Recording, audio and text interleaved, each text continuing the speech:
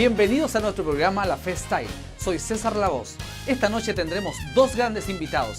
Dayan Camus, profesora de inglés, licenciada en educación, con estudios y certificaciones en el extranjero. Ella también nos hablará respecto a su experiencia y así como también nos entregará algunos tips para llevar adelante el aprendizaje de esta segunda lengua.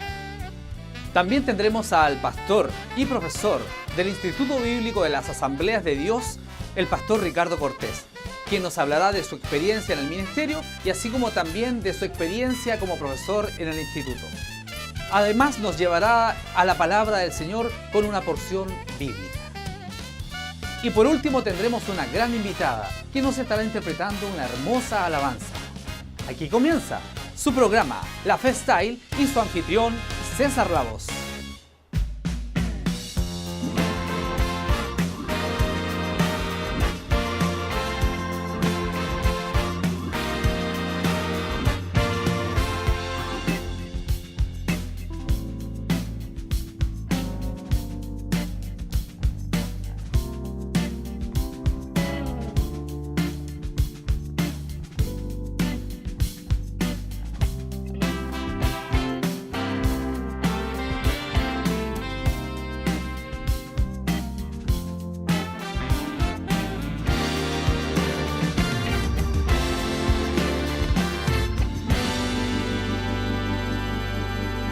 Como anunciamos al inicio de nuestro programa, está con nosotros Dayan Camus, quien es profesora de inglés.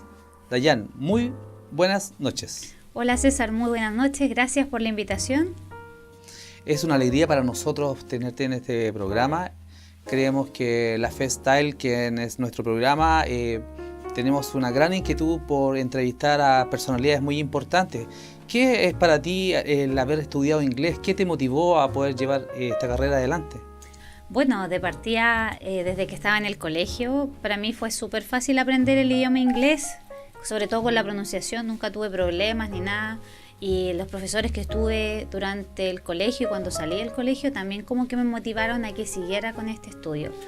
Y en ese tiempo no lo veía como tan importante, pero de hecho fue una buena decisión el haber podido estudiar después del colegio, continuar con los estudios de inglés de una forma más intensiva. Bien, okay. Ya de comunicarse, porque es una herramienta súper importante. O sea, tienes que pensar que el inglés es un idioma universal y que donde tú quieras que vayas, si no hablas el idioma nativo del país donde estés, en inglés te puedes comunicar en cualquier lugar. ¿Y esto se dio solo en Chile o tuviste que traspasar fronteras de acá? No, tuve que traspasar fronteras, ¿ya? Pero gracias a Dios fue una oportunidad que él me concedió, porque fue una beca que yo me gané después de haber estudiado en el colegio. Me gané una beca. Okay. Y en el colegio me consiguió una beca para estudiar un año de inglés en el Instituto Chileno Norteamericano.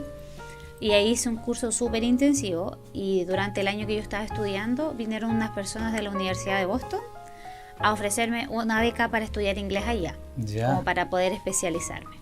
La beca era por un mes, yo me quedé 6 meses. Bien. Y eso me ayudó cualquier cantidad porque ya estando ahí en un país de habla inglesa es mucho más fácil asimilar el idioma, desarrollar las habilidades de audio, de poder escuchar bien, de poder entender la pronunciación.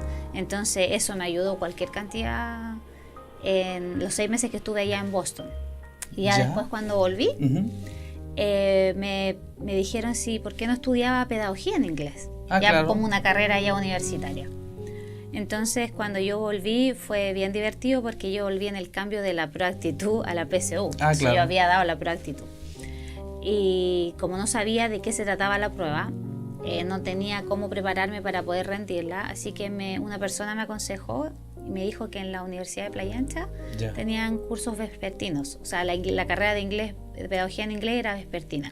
Ok, bien. Así que fui y me hicieron una entrevista, un panel de profesores me hicieron una entrevista para poder estudiar de noche ahí y gracias a Dios quedé y me aceptaron. ¿Tus padres cómo miraron esto de que una niña salía al mundo y que venía con un gran deseo en su corazón de poder llevar adelante esa gran inquietud que nació desde la escolaridad, de la básica?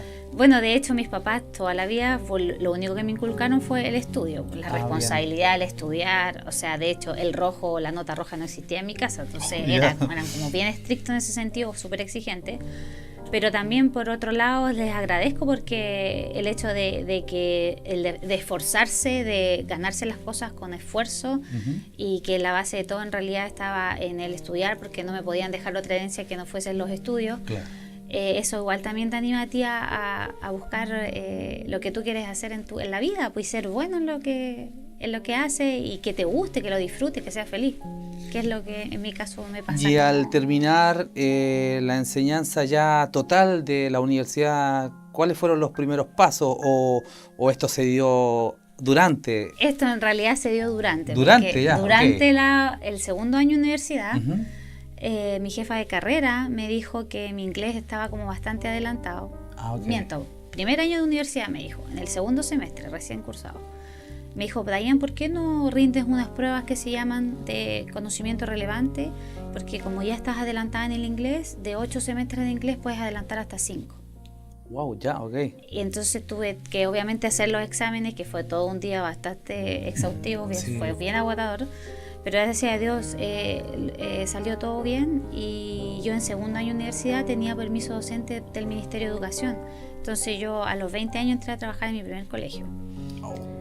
Y trabajé en colegio por 10 años. Entonces ya aprendí todo lo que era de la pedagogía, la enseñanza, el dominio de grupo, el cómo armar una clase, cómo planificar, cómo hacer una prueba. Todo eso lo aprendí en el colegio. O sea que hoy tú podrías aconsejar a aquella persona que le gusta el inglés que pueda postular a alguna beca, porque aparentemente sirvió de manera el llegar a Chile, es fantástico. Estudiar, hubo exhibición de algunos años inclusive, o de algunos grados. ¿Cómo fue esto? En realidad fue de asignaturas. Ok. Entonces yo igual hice mis 5 años de pedagogía normal, porque los otros ramos los tenía que cursar normal, pero la ventaja de que ya tenía el inglés, me ayudó a que me dieran permiso docente. Entonces que fuese aprobado y que yo empezara a hacer clases a los 20, casi 21 años, y de ahí en adelante ya en hartos colegios, instituciones. ¿Y qué te ha parecido trabajar en colegios? Hoy ya que ya estás en el rubro y que partiste antes, fuiste muy aventajada por lo que vemos y por lo que escuchamos obviamente, el trabajar en el colegio. ¿Qué opinas respecto a la enseñanza en aula? ¿Cómo lo da la educación hoy en Chile? Mira, lamentablemente el currículum del Ministerio de Educación se enfoca en que el alumno tiene que salir de cuarto medio desarrollando la habilidad auditiva y la comprensión lectora solamente, en inglés. De hecho, el CIMSE en tercero medio de inglés se basa solamente en listening y reading, que es comprensión lectora y auditiva. Lamentablemente esas herramientas no te sirven para comunicarte. Esa es la verdad. Entonces el enfoque que se le da por parte del Ministerio de Educación y el currículum no permite que los alumnos desarrollen la habilidad de comunicarse, de hablar. Entonces todos los alumnos que salen de cuarto medio, si es que el programa del colegio no sea particular, o sea de ellos, y se tengan que basar en el del ministerio, lamentablemente salen sin hablar inglés. Y por ser cursos masivos, también estamos hablando de alumnos de 30, 40, 45 alumnos. Justamente quería preguntarte lamentablemente tampoco se te da la cantidad de tiempo como para que el alumno interactúe con el compañero, que trabaje en grupo. Si bien se puede hacer si la clase está bien planificada, pero te demanda mucho tiempo. ¿Y qué quiere decir?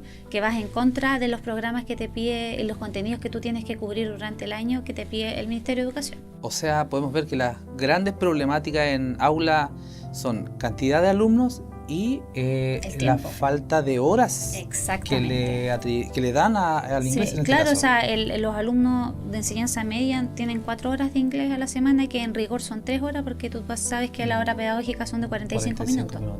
Entonces es nada. Entonces que le enseñan mucha gramática. Claro, si bien es cierto, se necesita gramática o vocabulario, el alumno la sabe escribir, la sabe leer, pero eso no te sirve para cuando tú te comunicas.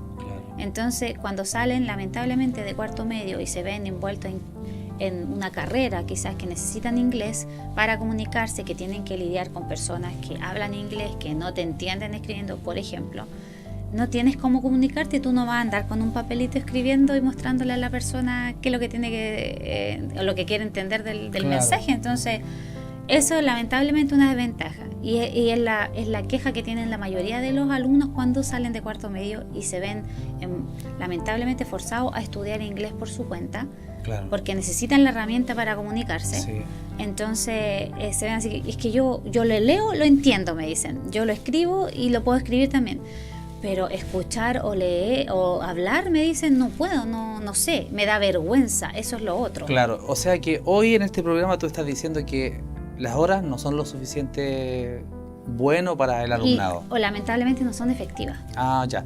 Otra cosa, yo estoy estudiando una carrera y me parece que así, hice 5 ramos de inglés, 5 niveles de inglés, y justamente enfocado a lo que tú te refieres respecto a que toman 2 áreas solamente y no todas las que debiera tomar un alumno como para poder desarrollar de mejor forma el habla del inglés. Claro. Entonces, en general, la ingeniería, los técnicos, están todas las carreras con inglés.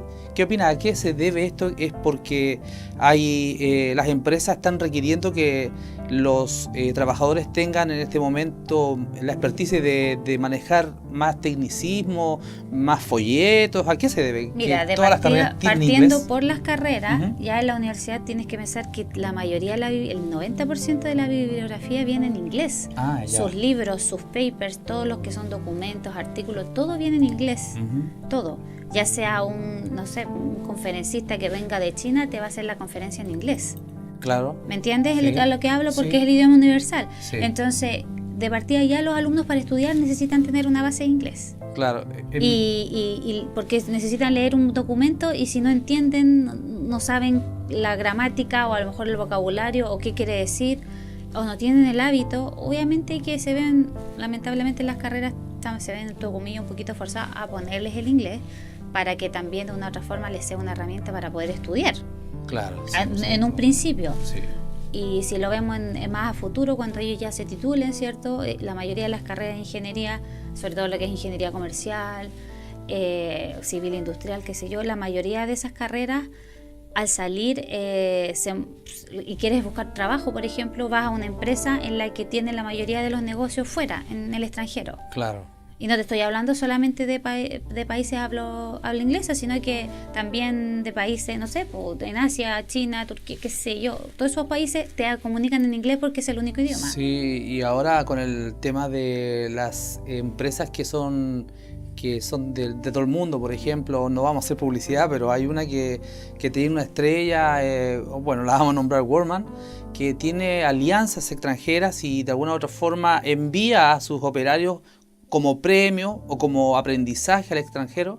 Y en las universidades también, cuando la gente sale ya al mundo laboral, envían a capacitar a gente al extranjero porque para ellos están invirtiendo en el operario para así después enviarlo a hacer negociaciones al extranjero. Pero por supuesto, claro, pues eso sería lo ideal. Lo mismo que el asunto de las becas. Post universidad, o sea, me refiero a todo lo que sea posgrado, ya sea un magíster o un doctorado, todo eso. Si tú quieres postular una beca a una universidad que sea prestigiosa, por ejemplo, y que esté en el extranjero, o sea, ahora hay un montón de oportunidades para postular a becas, pero te piden inglés. Sí, hay unas pruebas, Dayan. Quiero hacerte otra pregunta respecto al TOEIC. Yo di el TOEIC dentro de estos 5 niveles de inglés en la carrera que estoy estudiando. ¿Qué es TOEIC? ¿Qué es TOEFL? Por favor, si nos puedes describir. Bueno, esto. En inglés en realidad son pruebas internacionales que son estandarizadas, que es para medir el nivel de inglés en que se encuentra la persona. Ya. Dependiendo de la necesidad que tenga la universidad con el alumno. ¿En qué me refiero? Que, por ejemplo, para cierto tipo de universidades te piden cierto tipo de pruebas y tienes que tener un puntaje más o menos mínimo como para poder postular a esa universidad, porque quiere decir que dominas tal cierto nivel de inglés.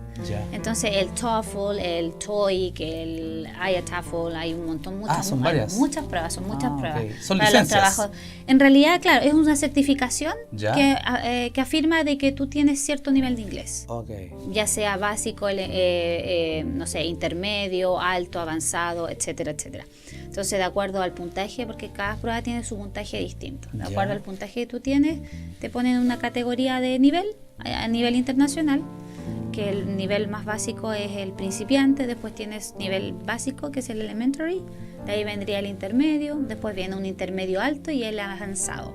Y después viene el proficiency, que se llama, que es para la gente que habla inglés nativo prácticamente. Ya Okay. es mucho más avanzado. Entonces, esas pruebas te ubican a ti en ciertos niveles y de acuerdo a lo que te pide la universidad, por ejemplo, tú rindes esta prueba y según tu puntaje estás en esa categoría. Claro, y en los CV o currículum vitae normalmente viene la pregunta, ¿habla inglés? ¿Y qué nivel de inglés? Claro.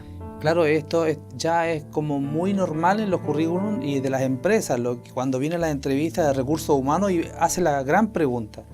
Dayana, una consulta y respecto a cómo podemos hacer que este idioma sea para nosotros, nuestros niños o nosotros mismos, no sea tan invasivo y que no nos cueste tanto. ¿Cómo podríamos a los niños introducirlos, dar sus primeros pasos para tomar este inglés? Si tú te pones a pensar, en realidad no es como forzarlo, porque en realidad estamos inmersos en inglés todo el día. O sea, ya el hecho de meterte a internet, la palabra internet está en inglés. Ah, claro. Entonces, los smartphones, o sea, inglés, el Gmail, Sí. Entonces, si te fijas, usamos un montón de vocablos que están en inglés y no nos damos cuenta. Uh-huh. Y los chicos, por ejemplo, para los niños es súper fácil. ¿En qué me refiero? El niño no te cuestiona el idioma como lo hace un adulto. Sí, eso es lo que pasa. El niño, si tú le dices, ya, esto es pizza, ya, este mesón, por ejemplo, este escritorio, es pizza, y él te dice, ah, ya, pizza. Ya. No te pregunta por qué. Uh-huh. No, si es escritorio, es pizza. Es como cuando uno es niño y te dicen, esto es un árbol, y tú dices, ya, árbol. Ya, ok. Y lo asimilas con que es un árbol y toda la vida te lo aprendiste con que es un árbol. Entonces, el niño tiene esa facultad. El no cuestionar. Él no cuestiona, asimila nomás. Entonces, Ya, al ok. asimilar, obviamente y no cuestiona, es súper fácil para él empezar a comunicarse y desarrollar cierto tipo de habilidades. Entre más chico mejor, por lo mismo, porque no cuestiona y también son como esponjitas, absorben todo. Claro que sí. Absorben todo. Entonces yo siempre les recomiendo a los papás, por ejemplo, que los niños les gusta ver caricaturas, monitos, ¿cierto?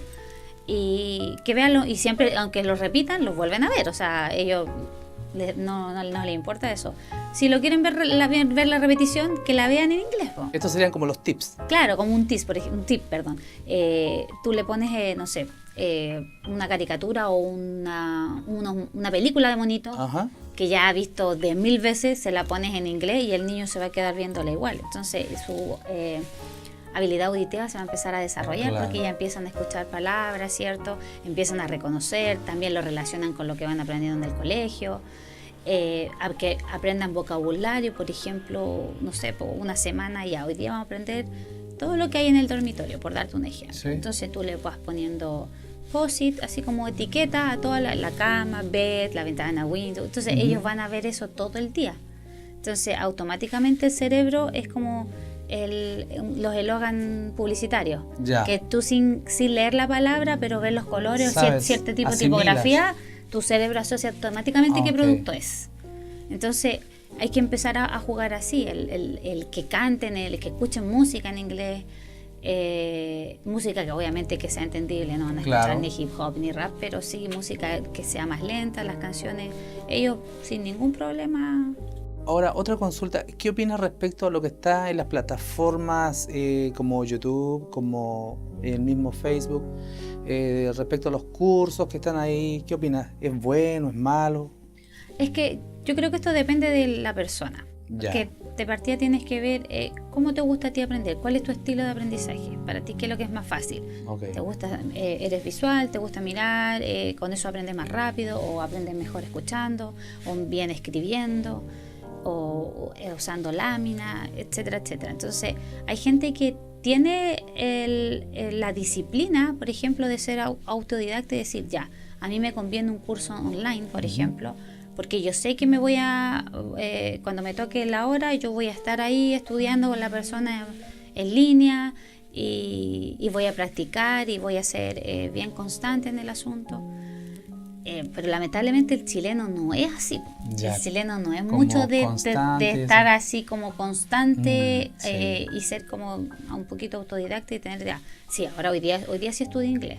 O sea, en realidad los cursos en línea muchos no aplican para el que no Ya. es disciplinado. Qué bueno que nos digas eso, ya. El que no es disciplinado no No. aplica, porque esto ok. es como aprender a manejar, es práctica. Ya, qué Es bueno. pura práctica. Entonces, si la persona es bien rigurosa y bien disciplinada y es constante en tener sus horarios, es decir, si tales días de tal hora voy a estudiar, voy a practicar inglés, fantástico, va a poder aprender súper bien. Podemos decirte que una persona un trabajador, hablamos de trabajador, que tenga el inglés ya como adoptado o adaptado en su herramienta, como herramienta de trabajo en el mundo laboral, ya viene a hacer una diferenciación en relación a los demás, a sus pares.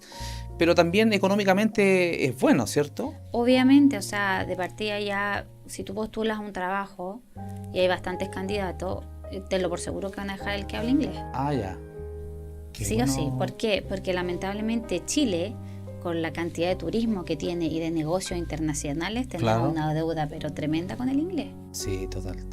O sea, ni más bien el fin de semana, en la subida Camina acá en Valparaíso, Claro. que es una subida súper turística, Ujú. siempre hay turistas todo el día, hay muchos restaurantes. Yo había una pareja de americanos al lado mío y no hablaban ni una gota de español. Y anda. Yo estaba comiendo en un Ya. restaurante y la mesera ni nadie en el restaurante hablaba inglés.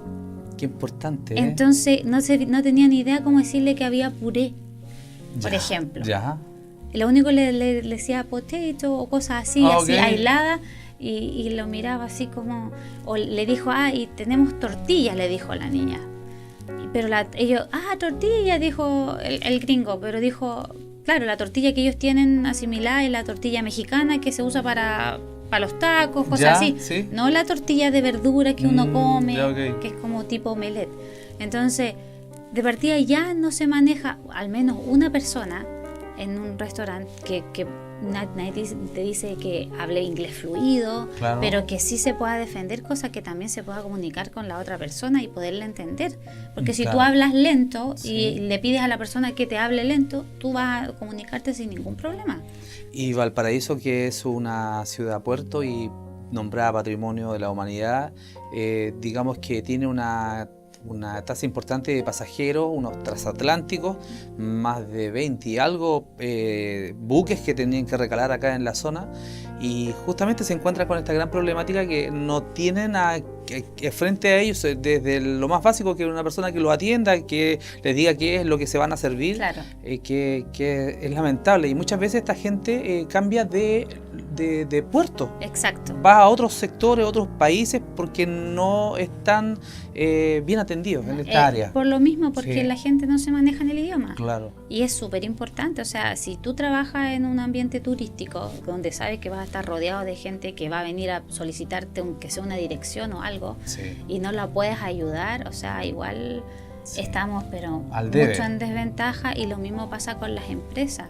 Claro. Entonces la mayoría, aquí un montón de navieras, las mismas empresas aduaneras, Claro. y compañías que aquí tenemos muchas en Valparaíso, hay muchas navieras y muchas compañías Sí. aduaneras que lamentablemente no se manejan en el idioma y tienen que hablar con gente en Japón, por ejemplo. Sí, vienen de repente a dejar sus mercancías y a la vez a arreglar sus buques, y está el dique acá en la zona y no hay gente que le diga dónde ir para tomar pintura, tomar repuesto para cada uno de sus buques. Y justamente sí. Exactamente, realmente entonces una desventaja. Analizando el tema, es súper importante tener esta segunda lengua, podríamos Claro. decirlo. Dayan, es una alegría para nosotros tenerte acá en nuestro programa, La Fe Style. Creemos que en algún momento podrás venir por segunda vez para que nuestros televidentes puedan compenetrarse de nuestra conversación y decir que el inglés es muy, muy importante. Yo encantada, muchas gracias también por la invitación. Bien, Y pues. cuando quieran nomás andaremos por acá dando una vueltecita. Bien, pues muchas gracias. Estaremos también con nuestro pastor Ricardo Cortés, pero antes vamos a ir a una pausa musical con Suilán Martínez.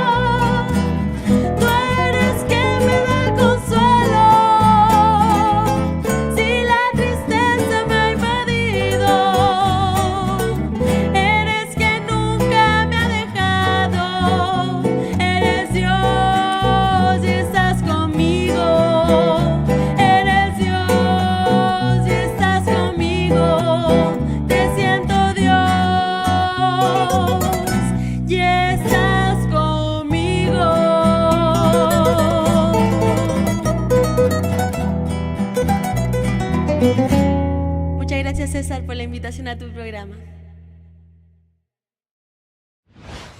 Tenemos un invitado muy especial, un siervo del Señor, pastor de las Asambleas de Dios de Chile, deportista, un hombre muy inquieto que lleva adelante una vida muy sana. Pastor Ricardo Cortés, muy bienvenido a nuestro programa. Muchas gracias, hermano César. Buenas noches. ¿Por qué decía yo deportista? Porque es un hombre que está continuamente cuidando su vida, sale a trotar, muy movible, muy dinámico en su pastorado. Pastor, su edad, por favor. 62 años, hermano César, y unos 35 años de pastor, más o menos. Bien. ¿Usted es soltero, casado, tiene hijos? Cuénteme. Sí, soy casado, mi esposa es mi complemento ministerial, ella también es ministro ordenado en las Asambleas de Dios.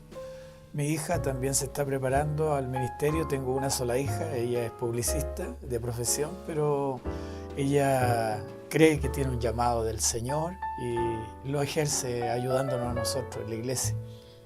Bien, usted es la iglesia que usted preside. ¿Se encuentra en qué lugar? En la ciudad de Viña del Mar y en los cerros hacia arriba, Gómez Carreño, así se llama el lugar.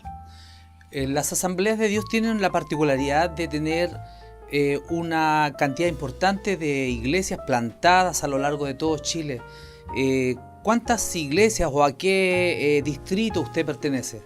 Bueno, las Asambleas de Dios tienen alrededor de unas entre 500 y 600 congregaciones establecidas con una semillero de iglesias nuevas que se están levantando y que son hijas de las iglesias madres, y también hay institutos bíblicos en 6 distritos, en cada distrito un instituto bíblico. Por lo menos nosotros que pertenecemos al distrito Norte Chico, que es el segundo distrito, tenemos 250 alumnos en los institutos bíblicos, son 16 anexos que tiene el instituto, y la sede está en Valparaíso, Viña del Mar. ¿Y esto es su distrito es de qué región? ¿Desde el norte de Chile? ¿De hasta dónde llega sí, el distrito de ustedes? Se le llama el distrito Norte Chico y está desde la 3ª región a la 5ª región. Ya, una pregunta, pastor, respecto a los institutos bíblicos. ¿Es uno por iglesia o cómo están distribuidos en de la 3ª a la 5ª región? Es un instituto bíblico por distrito, y este distrito tiene anexos y también tiene unas subsedes en ciudades grandes, por ejemplo como Coquimbo. Nosotros tenemos unas subsedes y varios anexos están bajo esas subsedes. Otra pregunta, pastor, respecto a su labor de pastorado. ¿Usted tiene algún cargo eclesiástico importante dentro de este conglomerado de pastores? En la actualidad no, solamente soy un profesor de instituto bíblico. Bien. También estoy colaborando con el Ministerio de Misericordia. Estuve en tiempos atrás, no hace mucho, por 3 veces consecutivas de dos periodos cada uno, 6 años de superintendente del distrito Norte Chico. Y también ocupé otros cargos un poco menores que ese, donde pude tener un sondeo de la totalidad de lo que es el ministerio, las iglesias, la vida pastoral, la vida de los hermanos, sus problemas y esas cosas. O sea, tenía a su cargo una especie como de superintendencia. Sí. Ya. Ahora, la otra pregunta respecto a cuando usted sale a hacer superintendencia, ¿siempre hay un cuerpo de diáconos que queda al frente de la iglesia cuando usted hace estas superintendencias? Sí. En todas las asambleas de Dios hay cuerpos de diáconos, son la ayudantía pastoral. Bien. Y por supuesto que tienen sus requisitos. Por lo menos nosotros en la Asamblea de Dios, un diácono tiene que ser una persona bautizada en el Espíritu Santo, lleno del Espíritu Santo, que ejerza el ministerio y que pueda enseñar y asesorar cuando el pastor no está ausente. A veces el pastor se ausenta y queda la pastora, porque la gran parte de las pastoras también son graduadas de institutos bíblicos, o ahora se llama CET, Centro de Estudios Teológicos, y ellas también el complemento pastoral, siguen con la labor pastoral en todo lo que se refiere. O sea que su esposa, el tema pastoral de las damas, tiene un papel fundamental dentro de su ministerio. Sí.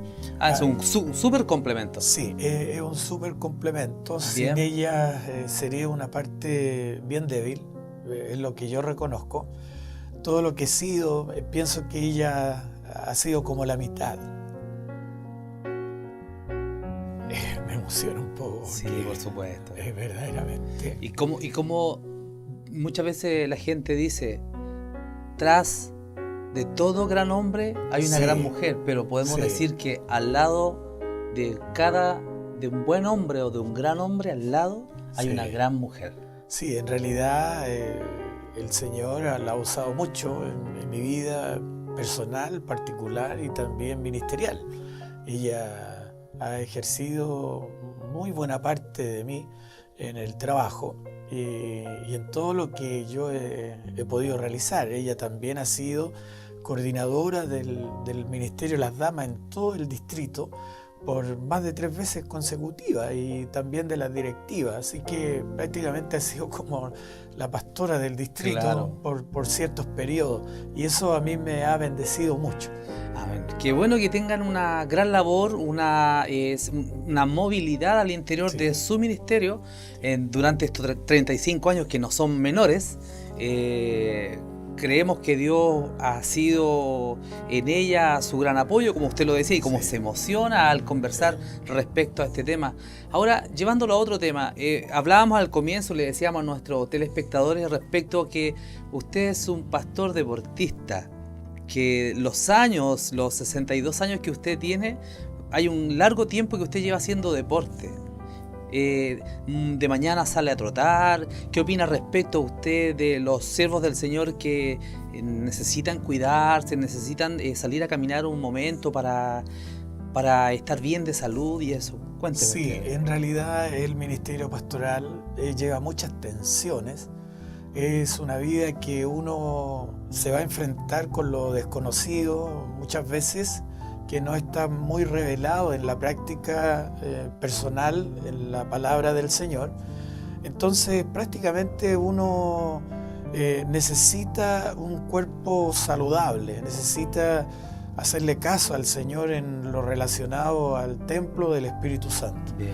Entonces uno en asuntos de comida, en asuntos de deporte, en asuntos del cuidado personal, tiene que intentar de hacerlo lo mejor posible, porque es nuestra presentación a los hermanos. Si yo me debilito en cierta área de mi vida, de mis extremidades, no voy a ejercer una totalidad de lo que quiere el Señor. Y por eso que trato de tener una vida deportiva práctica, lo más cercana. Me alegro, lo felicito a estos 62 años que tiene el pastor. Es muy decidor y es un gran ejemplo. ¿Podría usted recomendarle a los pastores que llevan este ministerio muchas veces potente, muy esforzado respecto, un consejo a los pastores? Sí, yo podría decirle a los ministros y a las ministros del Señor que cuiden el templo del Espíritu Santo, que lo valoren, que intenten caminar, que intenten comprarse un buzo, usarlo, zapatillas, salir a trotar un ratito conforme a lo que dé el cuerpo. El pastor, ministro del Señor, está muy expuesto a tensiones tremendas. Según los estudios de la gente que entiende de la estrés, 5 minutos de rabia, de pasar un tiempo difícil, un tiempo complicado, en amargura, pueden significar horas de trabajo, horas de peso de trabajo, que por cierto va a repercutir en muchas de las áreas de nuestra vida. Y por cierto, como estamos en una guerra espiritual, la obra demoníaca va a usar hasta lo más insignificante que nosotros entendemos para hacernos daño, para detenernos, para hacernos tropezar. Así que les recomiendo, benditos pastores, benditos ministros del Señor, dele un tiempo al templito del Espíritu Santo que es usted mismo. Sí, pastor. Bueno, conversábamos internamente tras bambalina con el siervo del Señor y hablábamos referente a un momento que él, teniendo una carga de trabajo y un compromiso, estaba haciendo justamente el trote matinal tal vez, y sintió él una afección cardíaca y tuvo que ser derivado a un hospital. ¿Qué podríamos decir de esto, pastor? En realidad yo nunca me imaginé que pudiese tener un ataque cardíaco al miocardio. Nunca me imaginé. La respuesta del doctor cardiólogo solamente se apuntó hacia que esto era algo que venía de mi padre, que él falleció a los 56 años por un ataque al corazón, verdaderamente.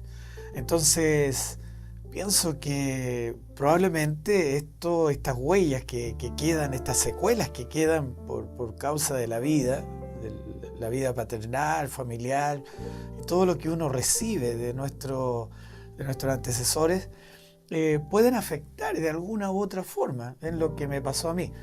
En todo caso, puedo considerar que esto el Señor lo permitió por una experiencia que yo tenía que vivir, y fue algo bien especial, porque esos 5 días que estuve hospitalizado, esos días pude recibir a muchos ministros, hermanos del Señor, mucha gente oró por mí, iglesias que estaban orando por mí, pero en ningún momento, créame que en los momentos más tremendos de atención médica en urgencia, la vi con miedo, con espanto, con horror, porque verdaderamente yo creo y estoy completamente seguro que hay una identidad que el Señor hace valer en los momentos más críticos del creyente. Y es que esta identidad, la que refiere, por ejemplo, el libro de Números, donde el Señor le ordena a Moisés hacer un censo y hacerle ver el origen, la procedencia, y todo lo que era un guerrero de 20 años arriba que iba a enfrentar la guerra. Entonces, todo eso está valorando a que para poder conquistar, para poder entrar a Canaán espiritual, las regiones celestes, como dice Efesios capítulo 6, yo necesito mi identidad clara, yo necesito estar a cuentas con el Señor. El Señor dijo en cierta oportunidad, ahí en el libro de Juan, en el capítulo 17, no son del mundo, como también yo no soy del mundo. Nuestra procedencia es celestial. Como dice Colosenses en el capítulo 3, si pues habéis resucitado con Cristo, entonces busquen las cosas de arriba, donde está Cristo sentado en los lugares celestiales. En Efesios capítulo 2 dice que nosotros estamos sentados en los lugares celestiales con Cristo. Entonces nuestra identidad no es terrenal. El que responde por nosotros es nuestro Señor, que nos compró. Él nos llamó y nos compró a precio de sangre, nos redimió, y tenemos acceso por nuestra identificación a los secretos de Dios, a los misterios de Dios, a los beneficios, a las virtudes del Señor, que estando ahí en esa condición bien complicada en el Gustavo Fricke, esa tarde, yo veía tanta tensión conmigo. Yo veía cómo dejaban de lado a otras personas para atenderme a mí. Yo veía que corrían camilleros para allá. Me atendieron alumnos de Instituto Bíblico que yo le hice clase, que ahora eran profesionales, y me llevaban y me traían. Era maravilloso. Aparecieron unos pastores que llevaban a su hija por un accidente y estaba administrando ahí con mi esposa. Después aparecieron otros pastores, me llevaron al pabellón donde estaba todo preparado, hermano César, tan especial, estaba preparado como para mí. Me hicieron una angioplastía, me metieron un aparatito aquí que me destaparon 2 coágulos en mis arterias que no dejaban que fluyera la vena, la sangre hacia el corazón, afectando al corazón. Gracias a Dios que el corazón no se afectó, porque inmediatamente fuimos. Yo al llegar a la cumbre donde estaba trotando, me di cuenta que estaba no bien. Y por supuesto yo voy a trotar y tengo un altar del Señor. Yo voy a adorar, voy a estar con la naturaleza, recibo una gracia del Señor tan especial, intercedo, hago cosas especiales, maravillosas, me arrodillo, hago ejercicio y esas cosas. Entonces yo me veía ahí en el frique, pero por experiencia, hermano César, más que por una víctima de una situación. Yo no me veía así. Incluso cuando me pasaron a la parte de reanimación y ya la UCI y todo eso, yo al ratito estaba comiendo, me ofrecieron sopita, estaba comiendo. Cuando me vino a ver mi familia recién de lo que me afectó, me vieron que estaba comiendo y sonriendo. Especial, hermano César. Esa es su experiencia personal. Sí. Pero lo que usted vio en el lugar, lo que usted observaba respecto a los demás pacientes. Bueno, eso también fue bien especial, hermano César, porque cuando yo estaba en esa noche, la primera noche que pasé ahí en ese lugar, tendría que también decir que hacía como 1 mes y medio en ese mismo lugar, un poquito más a los más graves. Yo fui a ver a un joven llamado Matías, con síndrome de Down, que su madre me pidió ir a orar por él, por despedirlo, porque ese iba a fallecer. Y me pidió si podíamos velarlo en la iglesia, pero me dijo, por favor, antes puede ir a verlo, a orar por él. Y yo fui, y entré a ese lugar, oré por él, y lo vi, Matías se llama, y yo vi que Dios no quería llevarlo, y oré por él, y reprendí el espíritu de la muerte, y le dije, Matías, levántate en el nombre de Jesús. Había un familiar ahí, lloró y todo, oré por ella y todo eso, y me fui. Y me quedé con la convicción de que Matías no fallecería. Ya. Cuando me iba retirando y veía las quejas de la gente, los dolores, porque es un lugar bastante complicado, entonces yo dije adentro de mí, y parece que ese fue como un error. Dije, ¿qué sería estar en este lugar unas horas atendiendo a alguien o como paciente? Y nada más, eso cruzó por mi mente y me retiré. Pasó 1 mes y medio, hermano César, y yo estaba ahí, pero ahora estaba como paciente. Como paciente, justamente. Entonces esa noche yo estaba ahí, no podía conciliar el sueño porque eran los quejidos, los gritos. Era algo complicado, la presión. Yo estaba con la manguera, el monitor, estaba con el respirador y esas cosas, y no podía conciliar el sueño. Y yo dije, Señor, algo pasa, y como que estoy en el ojo del huracán. Y yo desafié esa noche. Yo estaba, según los médicos, estaba sensible, pero adentro de mí me sentía fuerte, hermano César. Y empecé a reprender los poderes de las tinieblas, el espíritu de muerte, los principados, las potestades, los gobernadores de tinieblas, las huestes espirituales de maldad.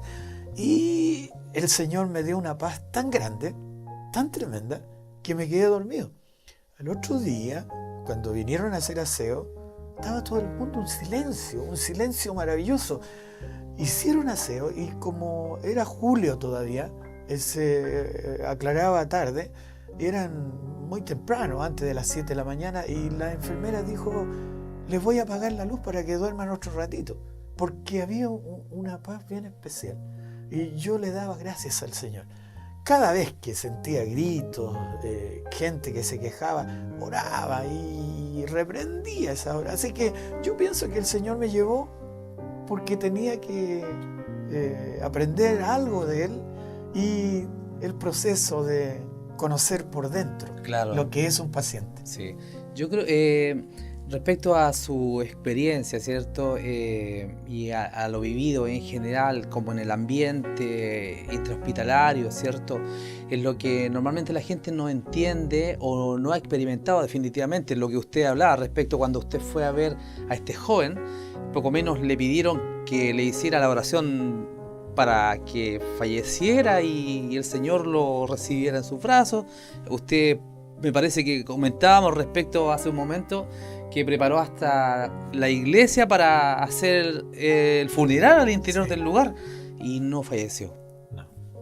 Pastor, han pasado aproximadamente 4 meses. 4 meses desde el tiempo en que, de lo que habla el siervo del Señor, de esta afección al corazón.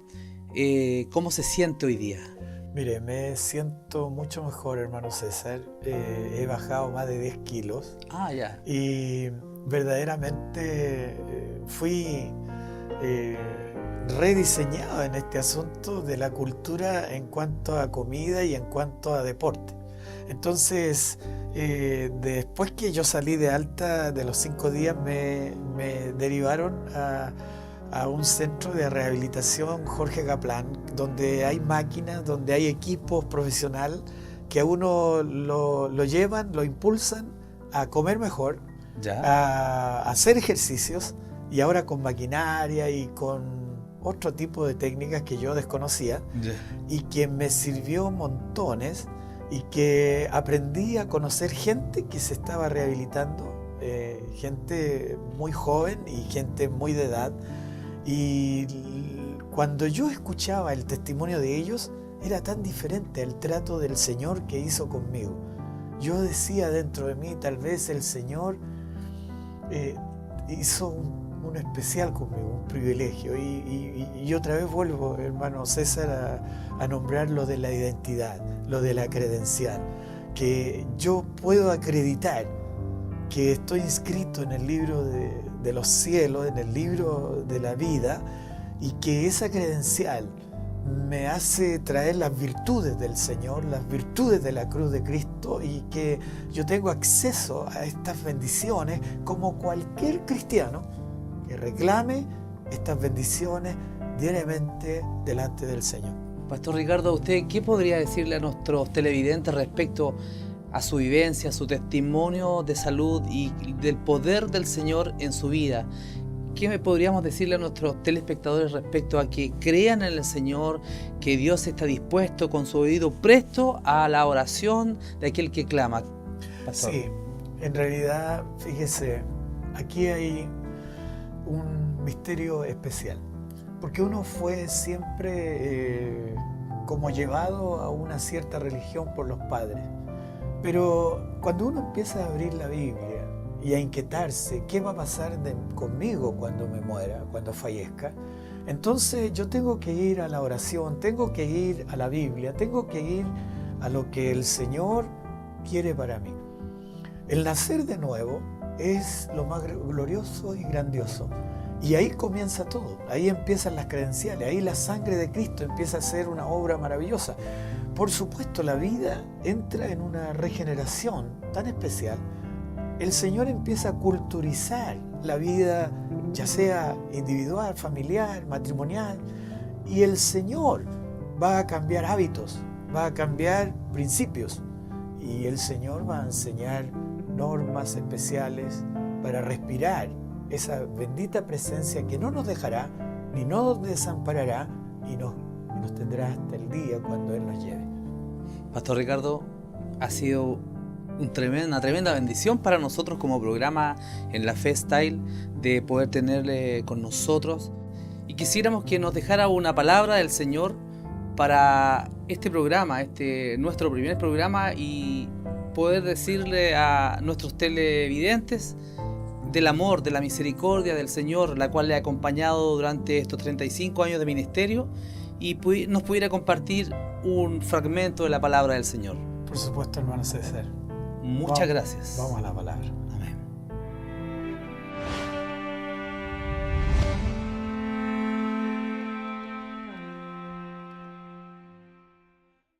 Muy buenas noches.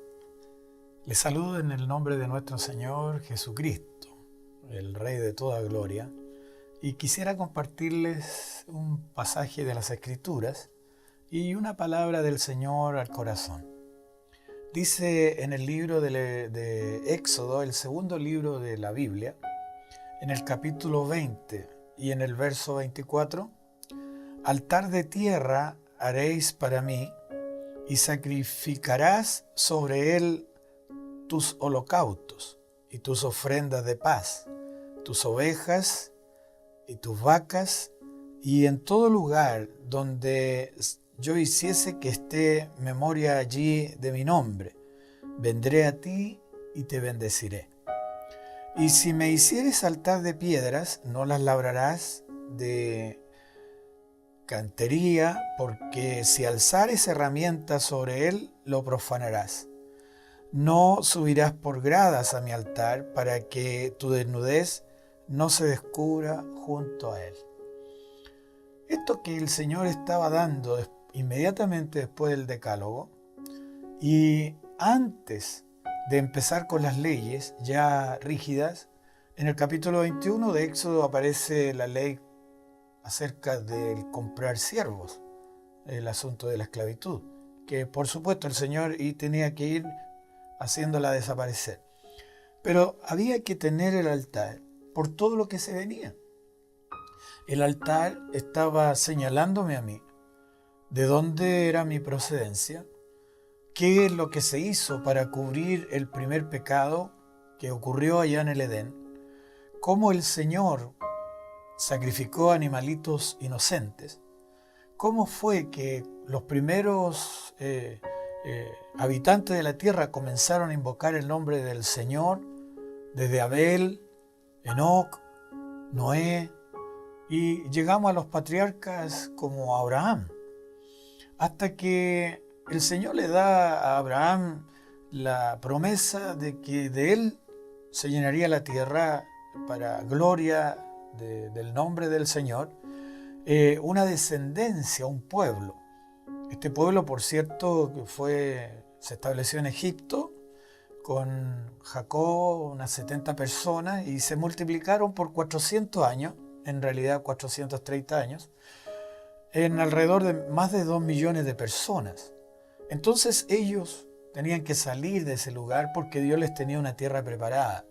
La tierra preparada era Canaán. Allí en Canaán ellos recibirían heredades, recibirían cuidados, recibirían toda clase de ciudadanía en bendición, en prosperidad, en vida, en salud, en unidad, en comunión. Entonces ellos estaban despegando de Egipto. Ahora recibieron el Decálogo después de las 10 plagas terribles que ocurrieron en Egipto. Ellos salieron no como un pueblo huyendo de un lugar, como yéndose a refugiar a otro lado, sino que salieron como grandes conquistadores, despojaron a los egipcios. Ellos anduvieron cerca de un año, aquí llevaban casi 3 meses, casi 13 meses, ya en el desierto, estaban en Sinaí, y ahora el Señor les da el Decálogo. Ellos reciben los 10 mandamientos, y ahora el Señor inmediatamente los 10 mandamientos les dice: me harán un altar. Harán un altar porque yo lo necesito, que cada día busquen mi rostro. Harán un altar porque van a tener que derramar su vida en él. Harán un altar porque en ese altar van a sacrificar lo inocente por lo malo que ustedes han hecho. Y el Señor les va a ir dándole lo primero de lo primero. Un altar sencillo, accesible a cualquier vida. Un altar de tierra, de piedras no labradas. No buscaba esplendidez el Señor en eso, porque a Dios usted lo puede encontrar donde usted clame, donde usted lo necesita, donde usted gima, donde usted se arrodille. Puede ser un cuarto oscuro, humilde, pobre. Puede ser un palacio, puede ser en la calle, una plaza, puede ser en la playa, un cerro, puede ser en la mañana, de noche, de día, pero si usted se arrodilla y busca el rostro del Señor, ahí hay un altar y el Señor escuchará. Él dijo que no había que profanar este altar.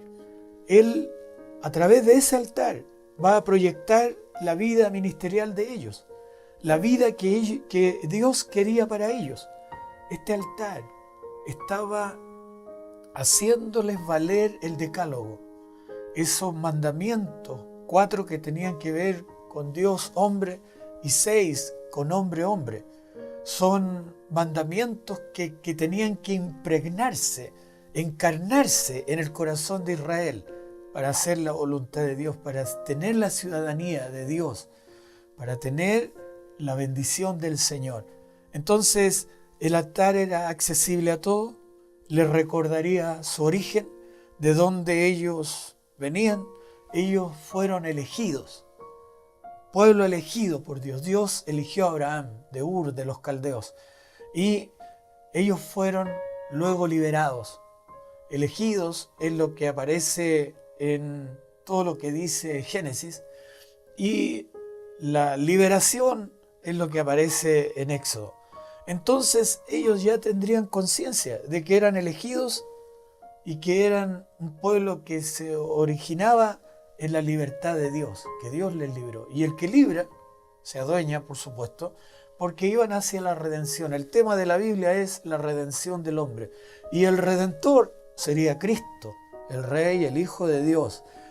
Y el Antiguo Testamento está mostrando la preparación del Redentor. Aquí nosotros estamos preparando la venida del Redentor. Este altar está significando la sombra, el asomo, como dice Hebreos capítulo 10, de las cosas que han de venir, de las verdades que han de venir. Entonces, el libro de Génesis está diciéndole, yo te elegí. El libro de Éxodo está diciendo, yo te liberé, ahora eres mío, te llevo en redención. El libro de Levíticos, que vendría inmediatamente después, le estaría diciendo, ustedes tendrán mi comunión, ustedes tendrán la comunión con ustedes y conmigo, porque yo estaré habitando en medio de ustedes. El libro de Números, un libro triste, de desesperanza, muchas veces de fracasos, pero también una esperanza clara. Dios nos espera en Canaán. ¿Por qué es un libro triste? Porque es un libro que vagan 40 años en el desierto, por la incredulidad, por la rebeldía. Y en esto Dios va a poner cuidado con aquellos que buscan verdaderamente al Señor. Son 40 años, pero Dios les proveyó de todo.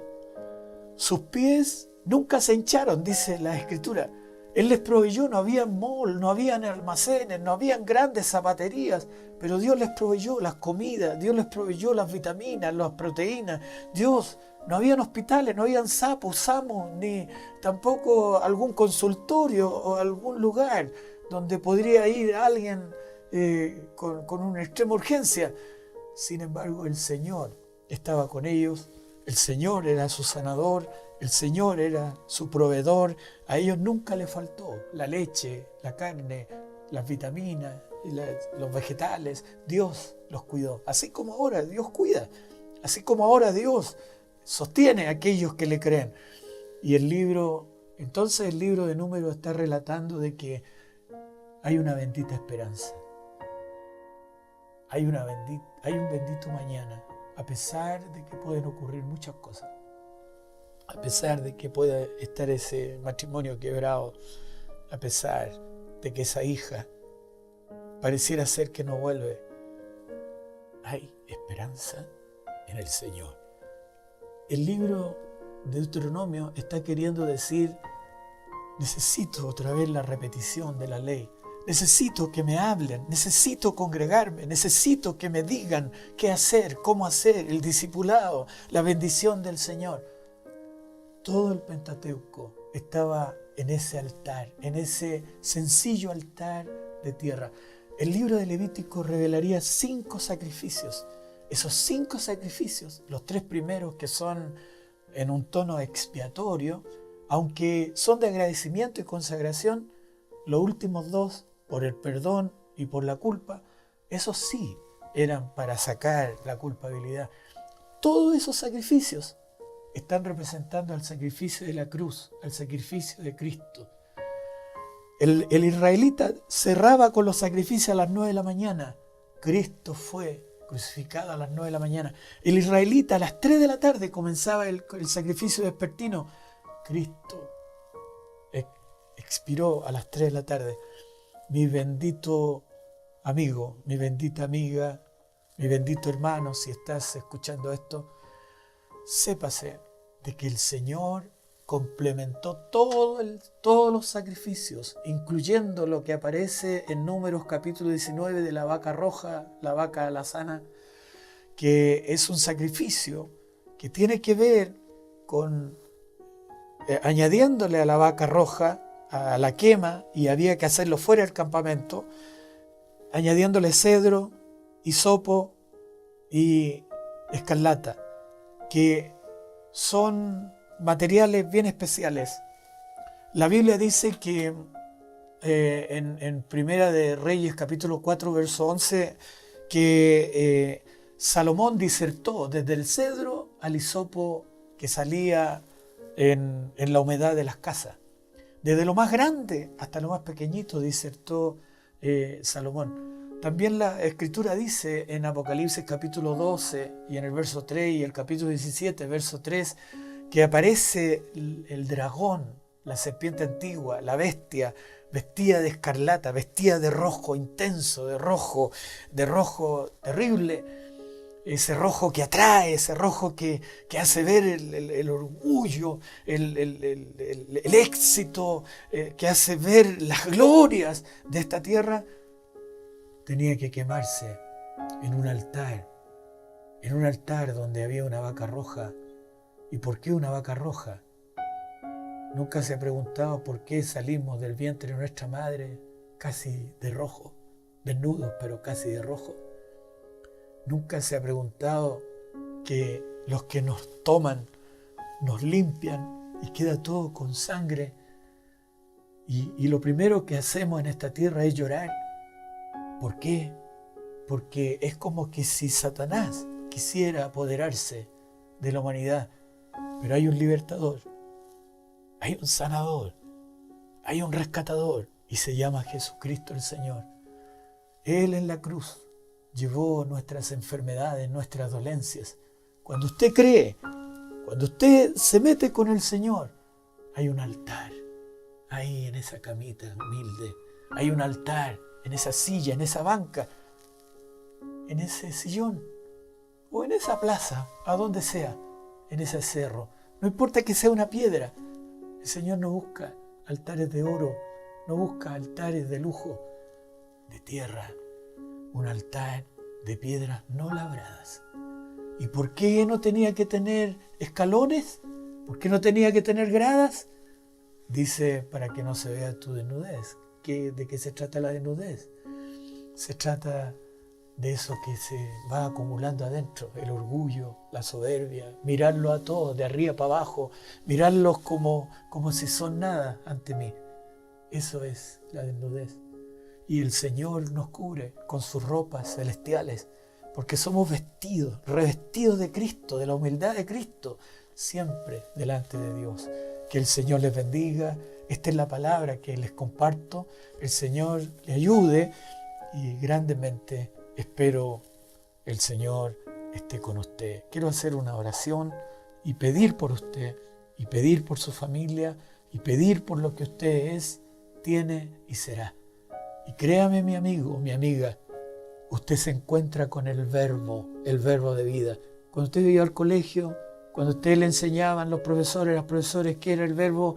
El verbo contiene los 3 tiempos gramaticales, presente, pasado y futuro.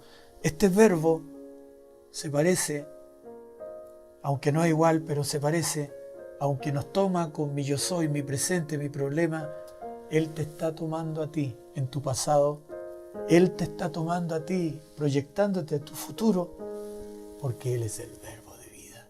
Es la palabra que está aquí y que va a entrar por el altar, por mi humildad, por mi obediencia.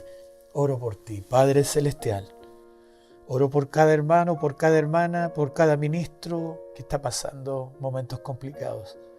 Señor, ese altar. Señor, esa gloria que usted derramó en la cruz. Señor, esa mujer que necesita de tu toque, que ha sido pisoteada, que ha sido avergonzada, que ha sido rechazada. Ese hijo que ya no tiene padres. Esa hija que cree que todos le odian y la rechazan. Señor, tócales, tócales. Hay remedio para nuestro mal. Usted lo trajo en el altar. Usted sacrificó a su hijo en esa cruz, ese altar, y la ira suya cayó sobre el pecado. Dios odia el pecado, pero ama al pecador. Si usted, mi amigo, si usted, mi amiga, cree que nadie puede sacarlo de ahí, Dios le ama, Dios te ama. Con ese amor Dios te sacará, porque ese pecado tendrá que ser entregado en ese altar. Que el Señor te bendiga, bendito seas tú, y el Señor haga una obra grande en ti. Que la obra demoníaca sea atada ahora mismo en el nombre de Jesús, y que la vida tuya experimente la libertad de Cristo el Señor, el altar de Dios. Bendito seas. Amén. Pastor Ricardo, ha sido un agrado, una bendición para nosotros que nos haya dejado esta palabra de Dios, y así como también despedirnos de ustedes, televidentes, que estén atentos a nuestro programa, La Fe Style, a través de Rehab Studio Live. Muchas gracias.